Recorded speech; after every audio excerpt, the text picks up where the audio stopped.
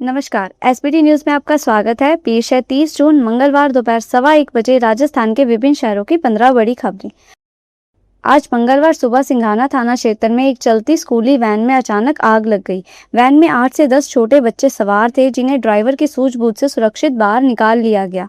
इस घटना में कोई जनहानि नहीं हुई, हालांकि वैन पूरी तरह जलकर खाक हो गई। वैन ड्राइवर कैलाश चंद ने बताया, कोपर क्षेत्र से सिंघाना की ओर एक निजी प्ले स्कूल के बच्चों को लेकर आ रहा था। कंचनिया की ढानी के पास वैन के गेर के पास अचानक चिंगारी दिखाई दी। तुरंत वैन को सड़क किनारे रोका और सभी बच्चों को बाहर निकाला। बच्चों को बाहर निकालने के कुछ ही मिनटों में आग ने पूरी तरह वैन को अपने चपेट में ले लिया और वह पूरी तरह जलने लगी। जून खत्म होने को है, लेकिन राजस्थान में गर्मी का तेवर कम होने का नाम नहीं ले रहा। रेगिस्तान से लेकर शहरों तक सूरज की तपिश लोगों की परीक्षा ले रही है। सुबह घर से निकलते ही चुभती धूप और दोपहर तक बढ़ती उमस ने लोगों का जीना मुश्किल कर दिया है। हालात ऐसे हैं कि लोग अब सिर्फ आसमान की ओर टकटकी लगाए बादलों का इंतजार कर रहे हैं। इस सप्ताह के अंत तक मानसून की एंट्री संभव। मौसम विशेषज्ञों के अनुसार दक्षिण पश्चिम मानसून अब राजस्थान की सीमा के करीब पहुंच चुका है।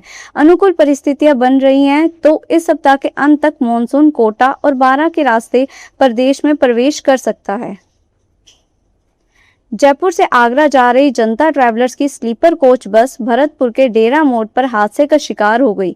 बस ने आगे चल रहे वाहन को पीछे से टक्कर मार दी, जिससे बस में सवार करीब 15 यात्री घायल हो गए। हादसे में बस का अगला हिस्सा पूरी तरह क्षतिग्रस्त हो गया। सभी घायलों को आरबीएम अस्पताल में भर्ती कराया गया, जहां उनका इलाज जारी है। पुलिस के अनुसार हादसा बस चालक को नींद की झपकी आने से हुआ। डेरा मोड़ चौकी प्रभारी जुगल किशोरी ने बताया, हादसा सुबह करीब 4:30 बजे हुआ। जनता ट्रैवलर्स की स्लीपर कोच बस जयपुर से आगरा जा रही थी, जिसमें करीब 35 यात्री सवार थे। यमुना जल समझौते के बाद राजस्थान के सीएम भजनलाल शर्मा आज जयपुर लौट रहे हैं। जयपुर रवाना होने से पहले सीएम भजनलाल शर्मा ने दिल्ली में मीडिया से बात करते हुए कांग्रेस पर निशाना साधा। उन्होंने कहा कि कांग्रेस ने हमेशा परियोजनाओं को रोककर उन्हें अटकाने का काम किया है। उन्होंने केवल जनता को वोटों की खातिर लुभाने का काम किया है। सीएम ने कहा कि कांग्रेस अपने शासनकाल की कोई भी बड़ी परियोजना बता दे जिसे कांग्रेस ने शुरू किया हो। मुख्यमंत्री ने कहा कि लंबे समय तक राजस्थान, हरियाणा और केंद्र में कांग्रेस की सरकार थी, लेकिन कांग्रेस ने हमारे शेखावटी और राजस्थान के लोगों के दर्द को कभी महसूस नहीं किया। डकैत जगन गुर्जर की हत्या के विरोध में परिवार वाले अजमेर के जेएलएन हॉस्पिटल की मोर्चरी के बाहर धरने पर बैठ गए हैं। उसके बेटे आसाराम ने इस मामले की सीबीआई जांच कराने की मांग की है।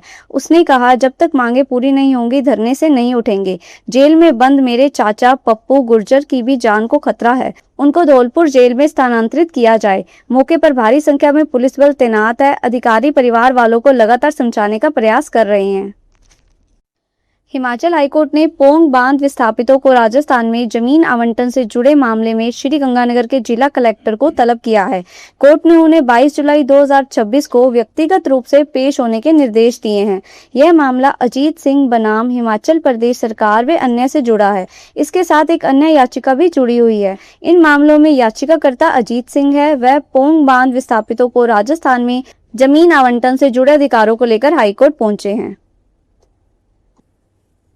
राजस्थान में आज 30 जून से बिना जीपीएस वाले वाहन खनिज का परिवहन नहीं कर पाएंगे। अवैध खनन और परिवहन पर रोक लगाने के लिए खान एवं पेट्रोलियम विभाग नई डिजिटल व्यवस्था लागू करने जा रहा है।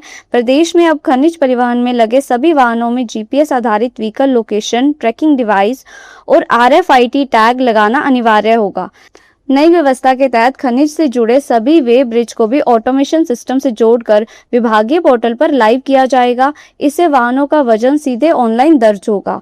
वजन में गड़बड़ी या फर्जी बिल्डिंग जैसी शिकायतों पर रोक लगाने में मदद मिलेगी।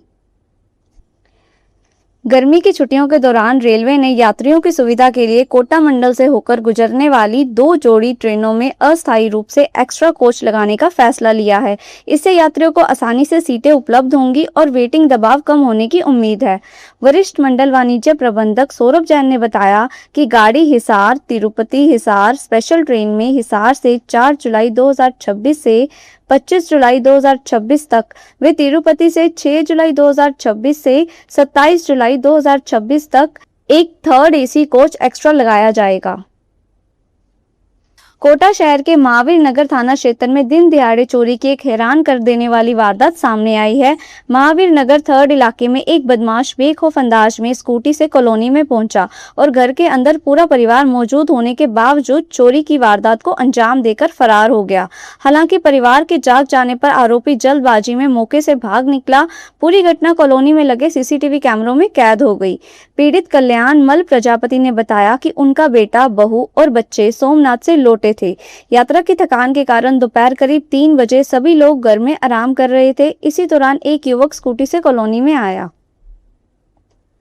शेयर बाजार और आईपीओ में मोटा मुनाफा कमाने का सपना दिखाकर साइबर ठगों ने चित्तौड़गढ़ जिले के शंभूपुरा थाना क्षेत्र के सांवा गांव के 57 वर्षीय व्यक्ति से 13.50 लाख रुपए की ठगी कर ली। ठगों ने पहले उन्हें एक व्हाट्सएप ग्रुप में जोड़कर निवेश के लिए तैयार किया, फिर फर्जी ट्रेडिंग प्लेटफॉर्म पर लगातार बढ़ता हुआ मुनाफा दिखाकर अलग अलग चरणों में लाखों रुपए जमा करवाते रहे। जब पीड़ित ने अपनी रकम निकालनी चाहिए तो हर बार नए बहाने बनाकर और पैसे मांगने लगे। प्रतापगढ़ के अरनोद उपखंड क्षेत्र में हुई अच्छी बारिश के बाद खरीफ फसलों की बुवाई का कार्य तेज हो गया है। पर्याप्त नमी मिलने से किसानों ने बुवाई शुरू कर दी है, जिससे ग्रामीण क्षेत्रों में कृषि गतिविधियां बढ़ गई हैं।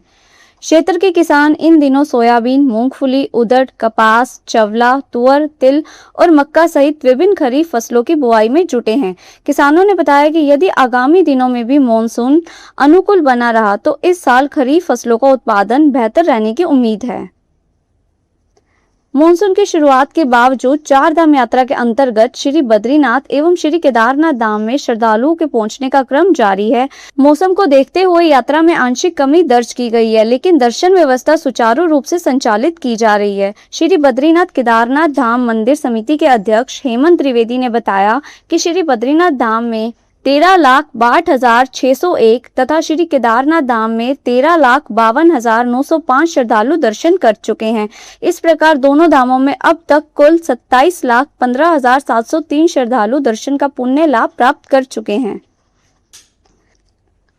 पाली में घर के सामने ट्रैक्टर रखने की बात को लेकर 2 पड़ोसियों में हुई तकरार मारपीट में बदल गई। दोनों ने एक दूसरे पर लाठी फावड़े से हमला कर दिया, जिसमें 4 जने घायल हो गए, जिनका हॉस्पिटल में उपचार जारी है। पुलिस मामले की जांच में जुटी है। पाली के सदर थाने के एएसआई राजेंद्र सिरवी ने बताया कि थाना क्षेत्र के मानपुरा भाकरी क्षेत्र में रहने वाले बलदेव ने अपना ट्रैक्टर पड़ोसी अशोक के घर के सामने रख दिया। इस पर दोनों पक्षों में कहासुनी हो गई, जो मारपीट में बदल गई।